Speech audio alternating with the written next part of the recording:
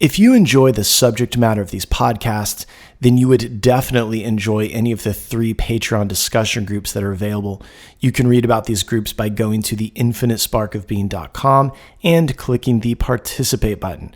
We also offer a free meditation group every other Sunday evening at 8 p.m. Eastern. To learn exact dates, check any of the Infinite Spark of Being socials. There should be a link tree with the information in the profile. This is a community of everyday people who are interested in living with a deeper understanding of spiritual practice and how it can be applied in a practical sense to our everyday lives. So join us.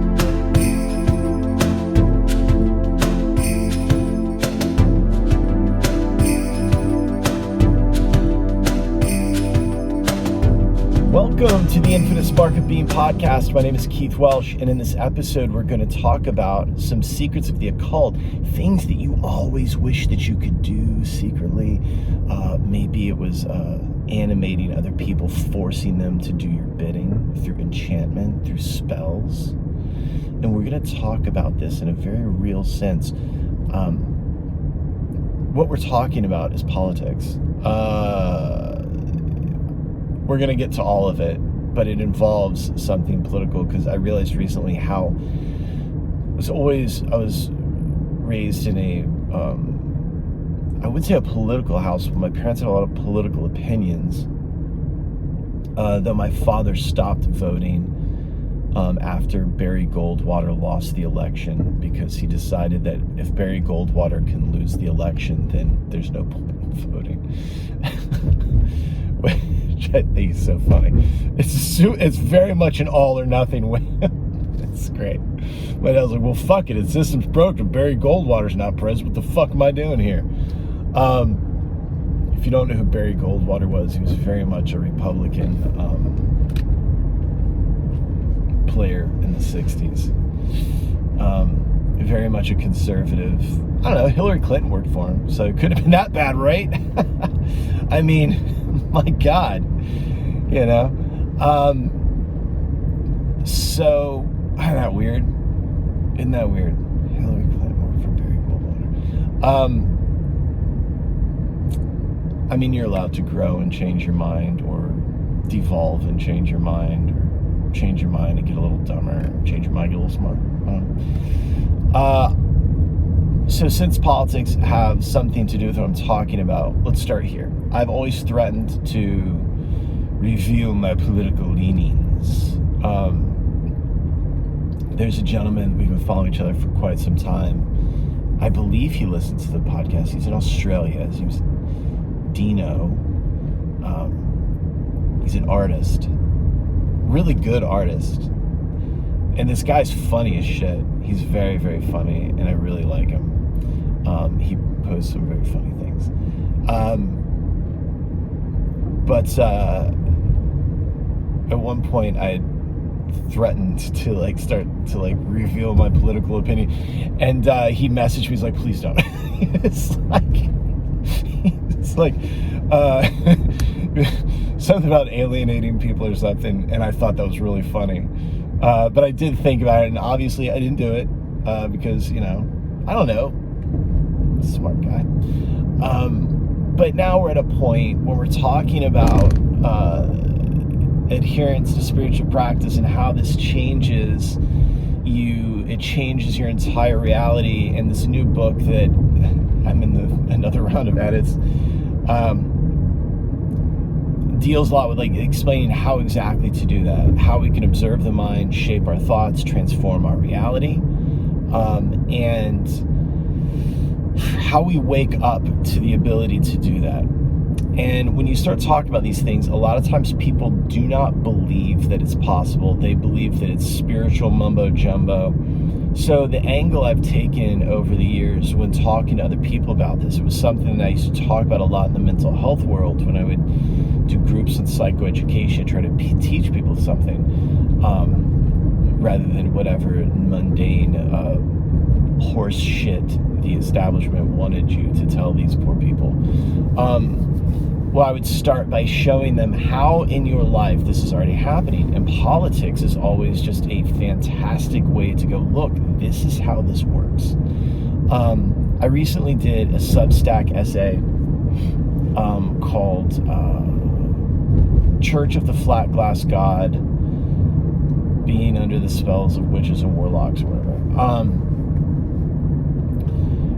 I did that because so many of the, especially folks on the right, their kind of rapture Armageddon view of things. Like, I recently saw like these politicians who were believing that recent eclipse was a sign of the apocalypse. And like, I was like, whoa, wait, what?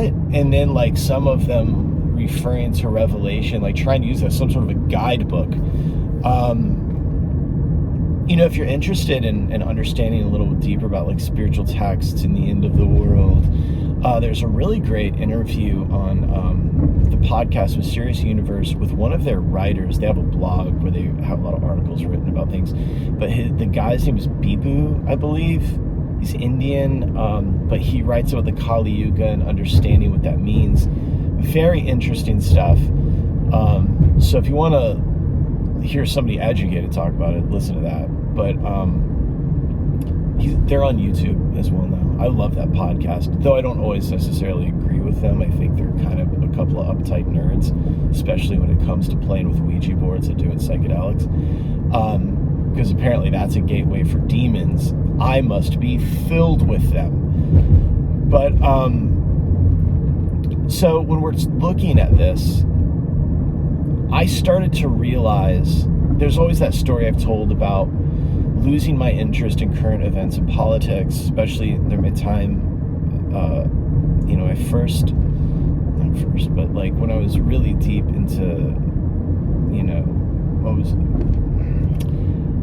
I still chant, so I don't want to say like I'm not like, but when I was all in with the Hare Krishna movement, as like ISKCON is understood to be, the International Society for Krishna Consciousness, which is not the totality of Vaishnavism, the worship of Vishnu, so just know that. But when I was kind of skirting the edges of ISKCON,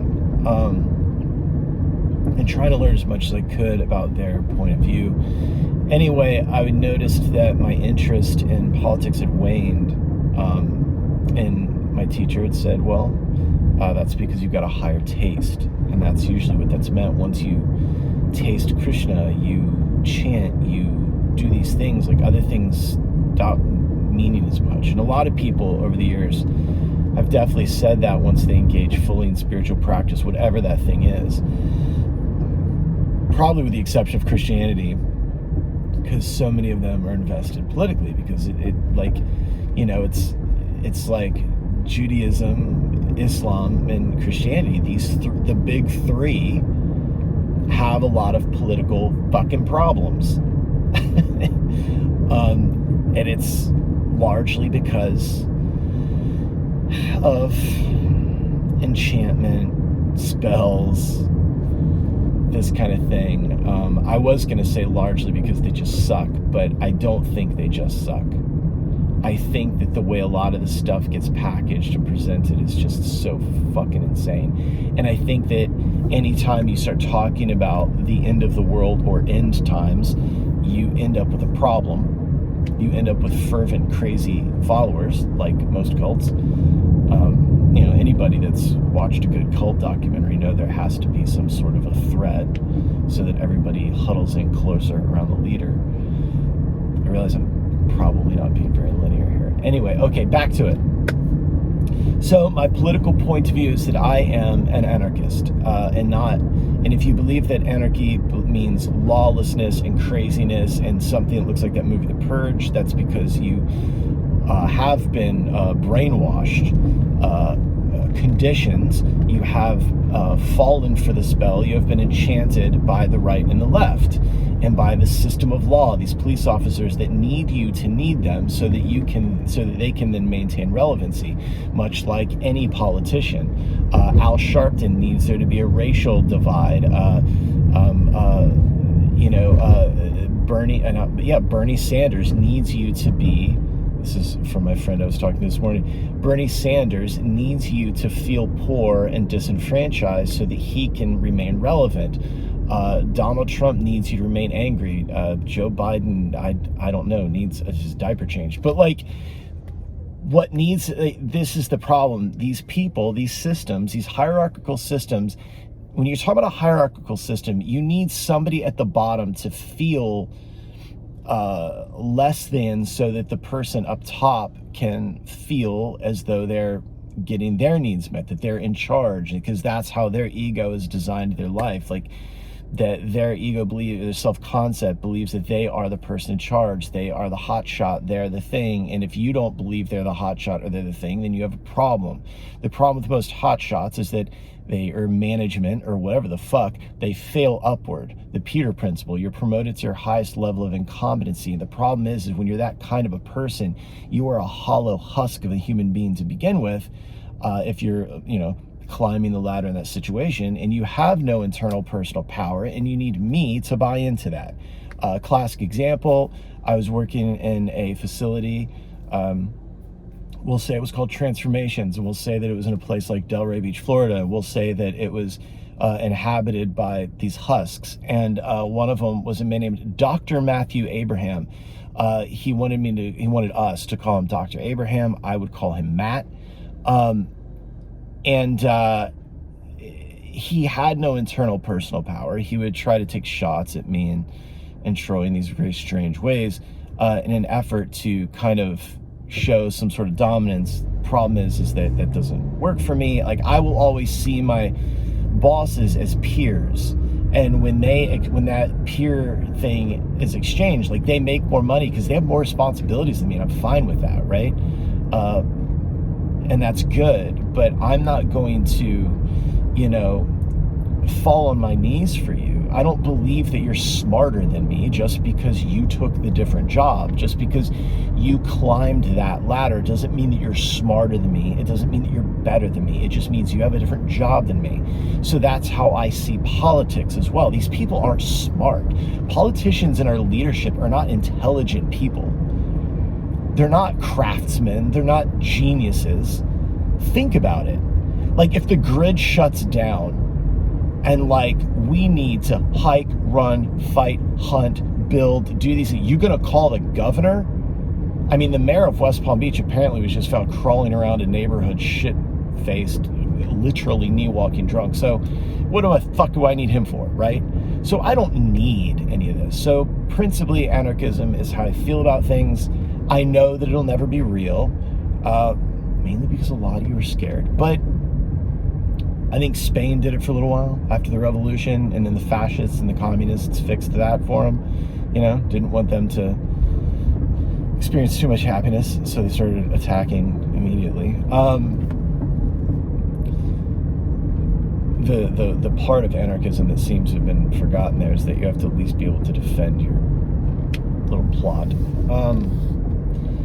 Anyway, so that's my overall leanings on things. I've vacillated a lot in my life. I was, as a kid, a bit conservative, got older, became very liberal, and then I realized that, oh, no, you're both horrible. So now, if I had to say, I do have some conservative points of view, I have some liberal points of view, and that's just where I'm at. Like most of you, like everybody, like all of you people, why am I so fired up about this? Because I watched the fucking RNC. I watched Trump's speech last night. I probably won't watch the DNC because I can't think of anything less entertaining. I wanted to see what happens when you get shot in the ear. I wanted to see if there's some sort of a shift, some sort of a change, and there was. It was Donald Trump trying to be humble and spiritual. It scares me because the spiritual awakening that this man has had, I believe, is going to push him towards the Christian right, which scares the absolute bejesus out of me. No, it doesn't scare me. It just bums me out because there's such a bunch of fucking dorks. And again, if you're a very liberal Democrat listening to this, don't worry, you're a dork too. You're both fucking horrible. I will never hesitate to tell you, you're both horrible, blind people. I don't know why you worship these folks or think they have any answers for you, but whatever. But the comedian Shane Gillis does a great Donald Trump impersonation, and it sounded like Shane Gillis doing a Donald Trump impersonation. And the reason it scares me is because after he got shot, he announced that J.D. Vance would be his running mate. J.D. Vance scares the shit out of me because when Trump was first elected, he called Trump Hitler and said that he was a fraud. That's very inflammatory language. The fact that you would just call somebody Hitler leads me to believe that you're probably a mental defective or some sort of a mental midget. And that's fine. You potato-faced fucking whatever from Ohio. You know, and then that you would like, you're perfect for Donald Trump because that means that you are malleable and will kiss the ring, which you're obviously doing. But the fact that, you know, his idea was like, let's just survey women that go across state lines to get abortions. We'll just watch them. And whatever your stance is on abortion, you have to fundamentally have some sort of an issue with the government fucking tracking you to keep track of your medical history. That's a medical procedure. Okay, so how did we get here? I apologize for the rant, but these things are so blindingly stupid that I have trouble with them. This is why I should have to stay out of it. Because this little bit that I've been dipping my toe into this, I'm already like, I gotta get out. Like, I can't. I thought, because I listened to this political podcast when I want to know something called Breaking Points. I highly recommend it. It's a very even and balanced view of things. There's a lady on the left and a fellow on the right, and they're both moderate for their political positions. So it's nice. If I want to know what the establishment thinks of things, I listen to them. And you guys, don't worry, you're the establishment. I wasn't talking about the politicians. I meant you, because you're part of the establishment. I don't know what I am. But as long as you've got your little card and your special permission to vote during primaries, then that's part of the establishment. Don't be mad about it. You signed up. You know, because if you don't have a political party and you are not like, I am this thing, then you don't get to vote in the primaries. We can't hear from you. This is only for the people that believe in the system. If you don't believe in the system wants nothing to do with you. Remember that. But I watched the Trump's RNC speech, and I was laughing. He missed every opportunity to really change. You know, from a marketing standpoint, bro, you just got shot in the ear. You could have really like dug in. Instead, you sounded like a fucking cartoon character of yourself. So, congratulations. But I was watching Enchantment happen. Now, enchanted means to be under the spell, or to be delighted by, which to me, it's like, those mean the same things. The Substack that I wrote about the Church of the Flat Glass God is exactly this. You know, so to show people that mantra and affirmation and prayer work, I use politics and their current state of mind to prove that. If you believe that you would benefit from working with me one-on-one on grief and loss, anxiety, or ruminating thinking, then shoot me an email or direct message. Or if you're interested in learning about meditation and how it can transform your reality and change your life, then again, please reach out through email or direct message. Thank you. So language is a cognitive faculty of the mind. I've said it a million times. Language is a system of symbols that we use to describe the world around us to the mind, so the mind can tell the nervous system how to feel about it. There you go. So if you want to feel the way they feel about it, then you use their language. When you sit yourself in front of them and listen to them and nod your head or shake your head at them, whether you love them or hate them, when you use their language to describe the world around you, you begin to have their experience. And it feels true, and it feels real, and it feels comfortable because you've always done it that way. As they say, the mind will choose a familiar hell over an unfamiliar heaven. This is just how it works. This is how any sales, any marketing thing works. You get the populace to use your language, to use your descriptions, to say things the way you say them. Now they're on board with you. This is how witchcraft works. This is how spells work. This is how mantras work, right?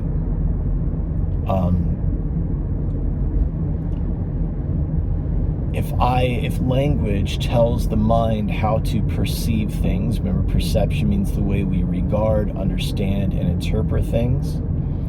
If these words train the mind to perceive something and to train the mind to use a certain perception, certain judgment, certain language, right? Certain way of thinking, to be conscious of a certain point of view or unconscious of another point of view, then you start to have that experience. Because remember, this is the mind. This world is the mind. We experience our mind.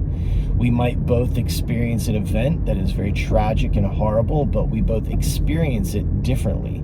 Even though we both do not find it enjoyable, the way our minds relate to it will be different. So the way your mind relates to the world has a lot to do with the language that you use.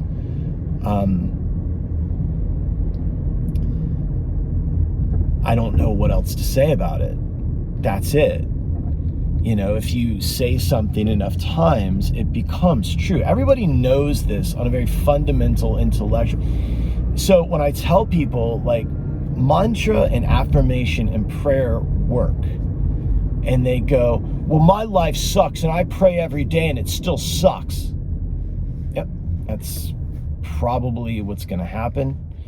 Negativity bias, or the negativity effect, is a real phenomena in the human mind, where negative information is always outweighs positive or neutral information. So indifference and positivity is always outweighed by negativity. So if you think of it on a scale, you have to take as much negative shit off of that as you can. If you don't like the experience you're having with whoever or whatever it is, then you have to change your language. Change the way you talk about it. But some things are so inherently just kind of fucking wobbly, like politics, that it's almost like you just have to get away from it. It's like, I don't even know. Because where I'm at with it all is this. These were all babies. And I heard a comedian once say, there's no adults, just old babies. And what I know about Donald Trump's father is that Donald Trump had a very difficult childhood. Yes, was there affluence? Of course. Does that mean you don't have a hard time? Of course not. Like, just because you're, like, there's that saying that the worst thing that's ever happened to you is the worst thing that's ever happened to you. You know, I was listening to RFK Jr. on the Sean Ryan podcast talking about his life, and when he found out that his uncle was shot, and he talked about going for horse rides, horseback riding in the morning with his father, RFK, and all. Bobby Kennedy, if you're not aware who they are. And it's a very affluent life on one hand, but on the other hand, it doesn't mean that, like, your father getting killed, your uncle getting killed, and knowing and hearing murmurs and understanding that your own government did it, like, you think that makes it easier because you've got money? Like, come on, that's not so. You know, I've made jokes about Barack Obama, right? Like, that like when people are like, well, you know, he grew up black with a white mother. It's like, no, he grew up in Hawaii where everyone's basically brown. Come on. Like, it's not like he was like in fucking Idaho. He was in Hawaii. So I'd always make these jokes, right? They're like, well, he's your first black president. And then you always hear people say like, no, until our black president is Wesley Snipes black, then we're not really having a black president, which is always funny to say. But the reality is he came from a very strange household. It's got to be very confusing. It's got to be very weird. The kids talk. Kids say weird shit to you. And that shapes your psyche. Like, I mean, Hillary Clinton, come on. Like, her childhood was dog shit. You know? Like, you don't get to these places, you know, in politics because, like, I don't know. So everyone is just, you know, fumbling their way through three-dimensional reality. And some people have a propensity towards, you know, like, wanting to be in charge. And now, this is the other thing. Your childhood trauma does not mean you now get to be an asshole, right? It's like everything else. It's like, wow, that's a real shame, but also fuck you a little bit. That's where I'm at with it. And that fuck you is more like a 1. It's not like a 10, you know? Like, I'm sure if I met, you know, George Bush or Bill Clinton, I'd be like, oh, fuck, really nice guys. You know, I'm sure that's what it would be, you know? It's... You know, it's like, I live in Florida, Ron DeSantis. I like the way he handled COVID. On the other hand, he's kind of a fucking dickhead about some other shit. Me, myself, I will bend over backwards for most people. Period. I'll help you out. Like, you know, and where I spend a lot of my time, where I have a job, I am the person that if you're fucking up is going to tell you. Like, I'm going to make sure that you know. But I also will help you do better. I'll do anything to help you get better. Well, not anything, but you know what I mean? But I'm both. I can be a motherfucker and I can be your best friend. I'll go to bat for you and I'll also tell you to go fuck yourself. Like, it's just... You know, to live in this world, you have to hold two things simultaneously. That is spiritual practice. To be in the world, but not of the world. To live in the human body with all of its biological imperatives and its hatred and its anger and its laughter and its all these things. But also, you are the soul that is indifferent to all of it. And when you can do both, when you can have a level of like spiritual indifference, which is really just equanimity and not aloof shittiness, then you do a little better, right? And again, equanimity or indifference, I don't think necessarily means that you don't care, that you don't have an opinion, but you can go either way. Not go either way, but you'll be okay.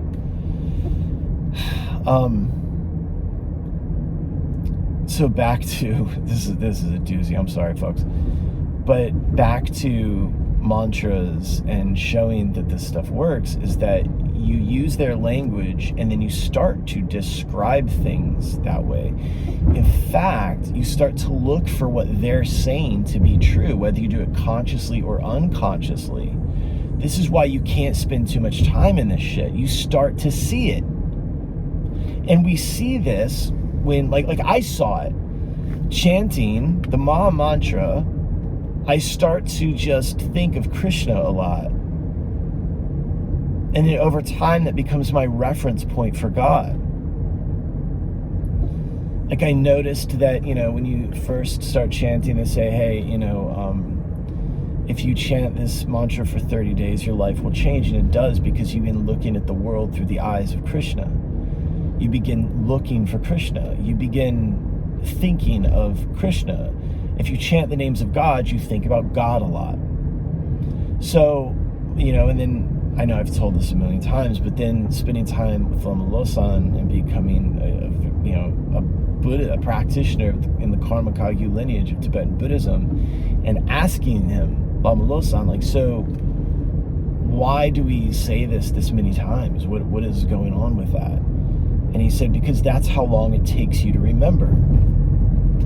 Think about it. This is the work that I do with people one-on-one, is we establish a practice or a system whereby you begin to shape the way your mind perceives your life, and you begin having a different experience. You know, you begin to see synchronicities. You begin to notice things happening. You see opportunities, and where before it was just difficulty, you see opportunity.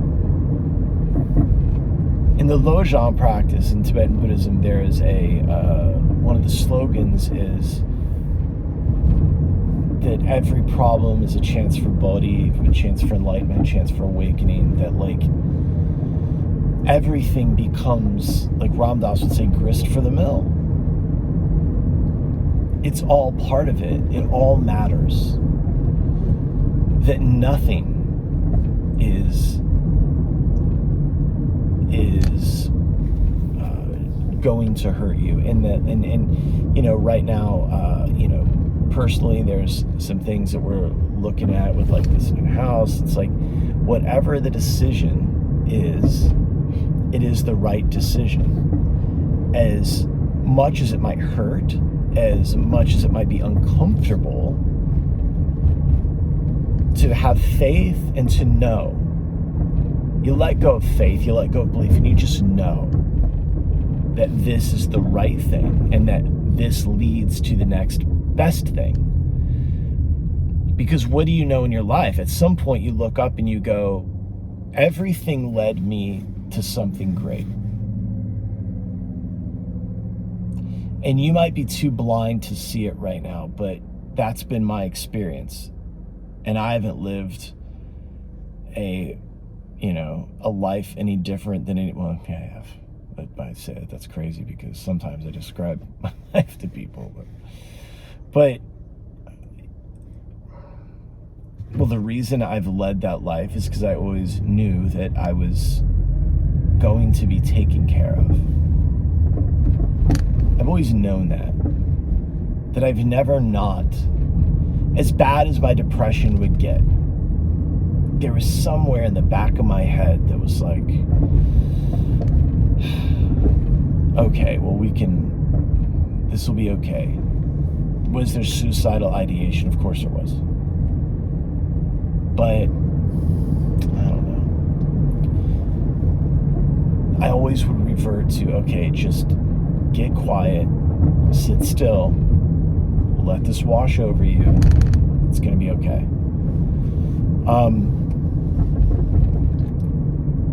And that language, so here we go, like depression happens. I experience depression a couple times a year. My experience of depression might be different than your experience of depression, where I notice hopeless thoughts, hopeless thinking occurring.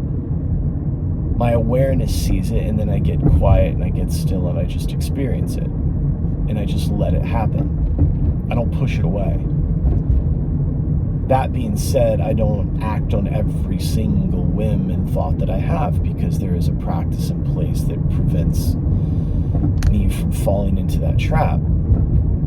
That's due to language. That's due to affirmations. That's due to mantras. That's due to prayer. Those of you that feel strongly about prayer, if you have a Christian proclivity, Matthew, I believe, I don't know, somewhere in the Bible, I believe it's Matthew, talks about you pray as if it's already done. You are thankful for, like, the thing that you want. You then begin thanking God for that thing as if you already had it. That's the law of attraction, that's manifestation, that's all of it. That's prayer. And there's that saying that worrying is praying for what you don't want. You keep, with worry and with all those things, it's your mind continually looking for hardship and difficulty, preventing you from ever pulling it off, or from ever seeing the opportunity by which the thing that you want could happen. Now let's go back to politics. There we go. You're using because remember, these information places where you're getting the information from, needs to keep you compelled. It needs to keep you interested. Negativity bias enters into the picture again. The mind is attracted to negativity. It's why sad songs are easier to write than happy songs. Sad poems are easier to write than happy poems. That's why. So the mind begins to look for those. So you're drawn to these news outlets, we'll call them, out of fear, concern, frustration. You want to know that your point of view in the world is well-founded. So you ask the quote-unquote experts. They're not experts. They're jackasses. No one's a fucking expert.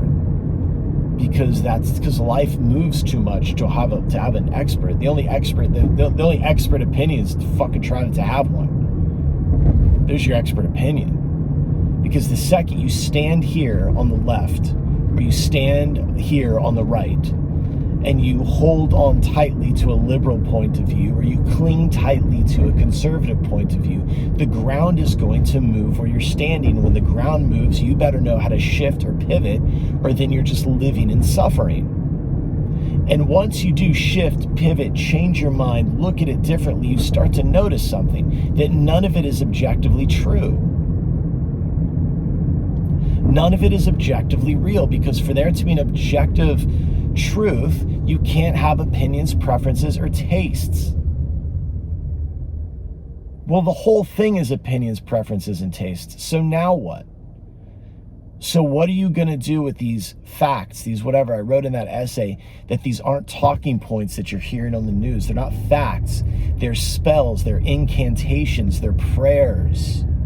And you repeat them enough to where they come true.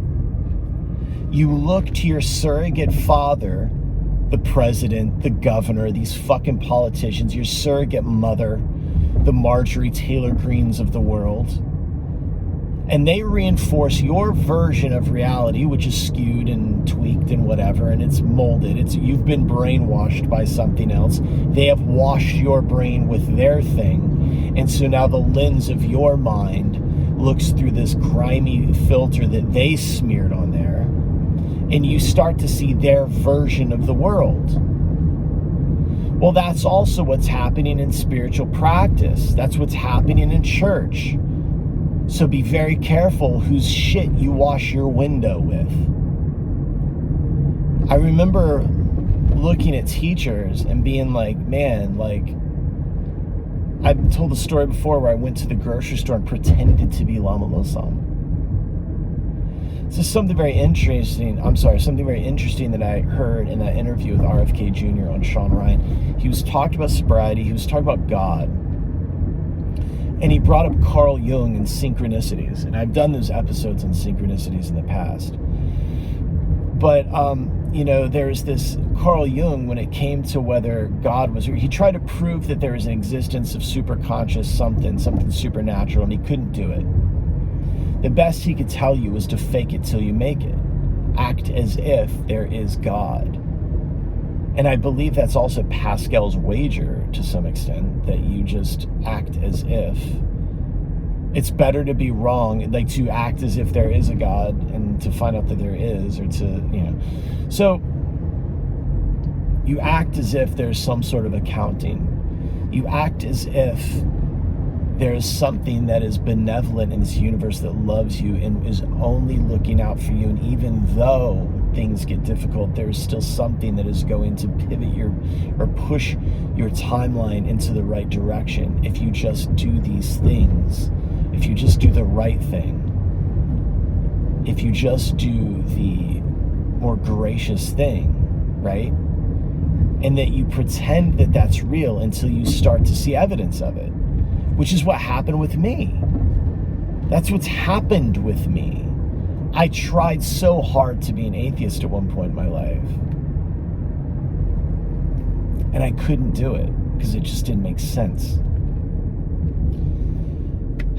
Anyway, this is enough ranting for one day. If you use their language, you fall under their spell. If you use their language, their incantation, then you become enchanted by them, and then you start to see their reality. What I saw when the camera would pan the crowd at the RNC, whether it be the DNC in September or whenever the fuck it is, August, then you'll see that again. It's just enchantment. It's just reinforcement. It's these people are looking for their surrogate parent to tell them that everything's okay. And so they get teary-eyed and they cry and they throw their hands in the air, just like a church. We've all been part of a congregation or some kind of a thing. And you felt that rush of the crowd, whether it was a riot, or whether it was a protest, or whether it was church. You felt that surge, that unification with everybody else. And you rode that high for a while and then went down. So that's enchantment. That's the spell. That's magic. That's the occult. Okay. Watch what you say. Watch how you say it. Make sure you're not using their language. Try to use your own words to describe things. Try to find someone with a more positive outlook. Use their language. Anyway, I think I'm out for politics for a while. I'm good. All right. I love you guys. Check the website. Check the link tree. Join the every Sunday meditation. Every Sunday evening, 8 p.m. Eastern, we meditate together. All right, I love you, I love you, I love you. Bye-bye. If you enjoy this content and would like to support the ongoing creation of this content, go to the website, theinfinitesparkofbeing.com, and explore the many ways to do that, such as the shop button, which takes you to the bookstore, as well as the apparel store. Also, click the about button, read a little bit about me, see what I have to offer you. And don't forget to check out the Patreon tiers if you'd like to join a spiritual community of everyday people with not so everyday interests. Go ahead and check out the participate button on that website. Also, do not forget we now have a free meditation group every other Sunday evening at 8 p.m. Eastern. If you want to know more about that, check out any of the Infinite Spark of Being social media pages. There's a link tree there with a button. So see you then.